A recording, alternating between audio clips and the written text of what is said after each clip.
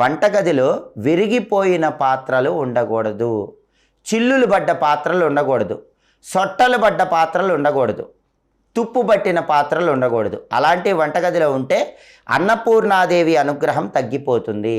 దానివల్ల ఆర్థికంగా అనేక రకాలైన సమస్యలు ఎదురవుతూ ఉంటాయి. అలాగే వంటగదిలో ముందు రోజు చేసినటువంటి పదార్థాలు ఎక్కువసేపు ఉండకూడదు. అలా ఉంటే కూడా లక్ష్మీ కటాక్షం తగ్గిపోతుంది, ఇబ్బందులు ఎదురవుతాయి. అలాగే వంటగదిలో కొన్ని వస్తువులు అయిపోకుండా ఎప్పుడూ జాగ్రత్తగా చూసుకోవాలి.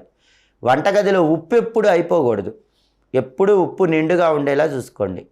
పసుపు కూడా అయిపోకూడదు, పసుపు నిండుగా ఉండాలి.